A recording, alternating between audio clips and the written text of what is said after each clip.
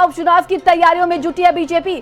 कहा जा रहा है कि 10 में से 9 सीटों पर खुद लड़ने की तैयारी में है भारतीय जनता पार्टी। चुनाव चिन्ह को लेकर लोगों में भ्रम न हो कोई, इसलिए बीजेपी सभी सीटों पर लड़ने की तैयारी में है। मीरापुर सीट सहयोगी आरएलडी को देगी भारतीय जनता पार्टी और कहा जा रहा है कि खैर सीट भी चाहता है राष्ट्रीय लोकदल।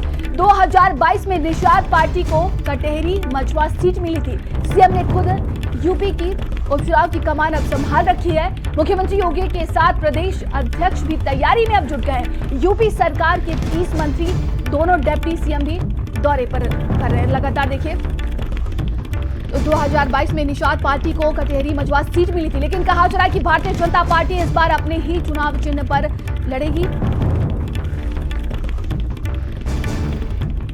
और ज्यादा जानकारी के साथ संवाददाता संजय हमारे साथ जुड़ गए। संजय, देखिए, भारतीय जनता पार्टी 10 विधानसभा सीटों के उपचुनाव की तैयारियों में जुट गई है।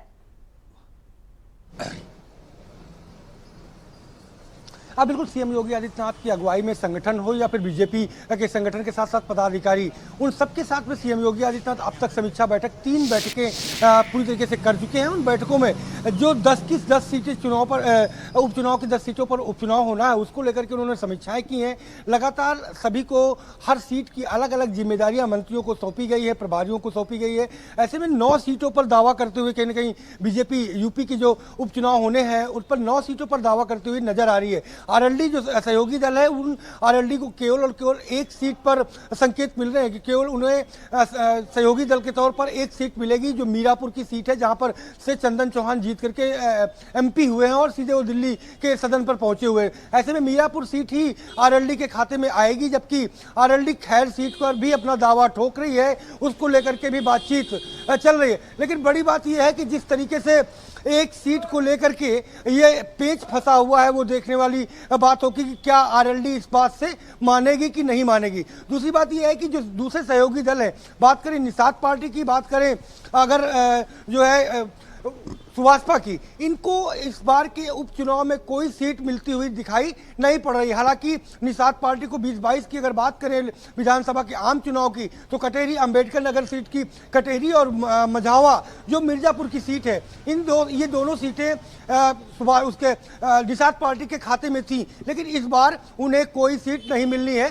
बीजेपी अपने सिंबल पे ज्यादा से ज्यादा सीटों पर चुनाव लड़ना चाहती है। लोकसभा में जो मानसिक बढ़त और मैजिक नंबर्स की बढ़त हासिल करी है विपक्ष ने, उसके मनोबल को कैसे तोड़ा जाए, उस पर लगातार फोकस सीएम योगी आदित्यनाथ का है। और यही वजह है कि अयोध्या हो या कटेहरी हो, वो लगातार वहां पर दौरे कर रहे हैं। बाकी की सीटों पर समीक्षाएं लगातार रिपोर्ट ले रहे हैं पदाधिकारियों से, जिला के संगठन से, और जो प्रदेश के संगठन के लोग हैं उनसे भी पूरी तरीके से रिपोर्ट ले रहे हैं कि हर सीट पर आखिरकार सिनेरियो क्या बना हुआ है।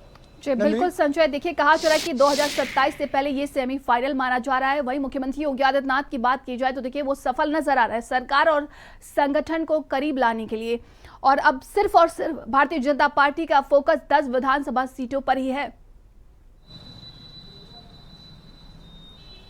हाँ बिल्कुल, उपचुनाव ये बड़ा उपचुनाव है। इस उपचुनाव का जो मैसेज है, क्योंकि उपचुनाव के बाद में फिर कोई बड़े चुनाव नहीं है, न कहीं कोई लोकसभा का उपचुनाव है, न कोई आम ऐसा बड़ा चुनाव है। तो ऐसे में इसका मैसेज अपने आप में एक बड़ा मैसेज जाएगा। और यही वजह है कि खुद सीएम योगी आदित्यनाथ ने इस पूरे उपचुनाव की कमान अपने हाथ पे रखी है और संगठन के साथ साथ जो प्रदेश सरकार की दूरियां थी वो खत्म कराई। जो आपसी रार चल रही थी, आपने देखा कि कई बैठकों में डिप्टी सीएम, दोनों डिप्टी सीएम बैठकों में नहीं शामिल हो रहे थे, कैबिनेट की बैठक में नहीं शामिल हो रहे थे। उस रार का मैसेज जो आम कार्यकर्ताओं में जा रहा था, उनके मनोबल में कहीं ना कहीं वो मैसेज पहुंच रहा था, उनका मनोबल टूट रहा था। तो ऐसे में उन सारी चीजों को धीरे धीरे करके खत्म करने का प्रयास किया गया। आप सभी एक मंच पर बैठते हुए नजर आ रहे हैं, खासी रणनीति और जिम्मेदारी उठाने के लिए तैयार है। यही वजह है कि चाहे केशव प्रसाद मौर्य की बात करें तो फूलपुर उनके कंधों पर जिम्मेदारी सौंपी गई है, तो वहीं करहल जो मैनपुरी की सीट है और कानपुर की सीसामऊ सीट जो इरफान सोलंकी की सजा याफ्ता की वजह से खाली हुई है, तो ऐसे में ब्रजेश पाठक के कंधों पर जिम्मेदारी सौंपी गई है।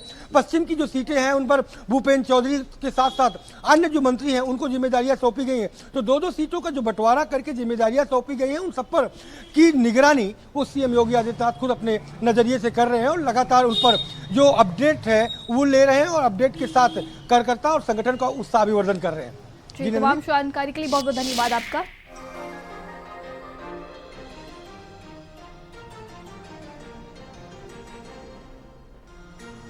तो देखिए, भारतीय जनता पार्टी अब उपचुनाव की तैयारियों में जुट गई है। बताया जा रहा है कि सभी जितने भी बड़े मंत्री हैं उन्हें जिम्मेदारी सौंप दी गई है। मुख्यमंत्री योगी आदित्यनाथ खुद कमान संभाल रहे हैं। चलिए आगे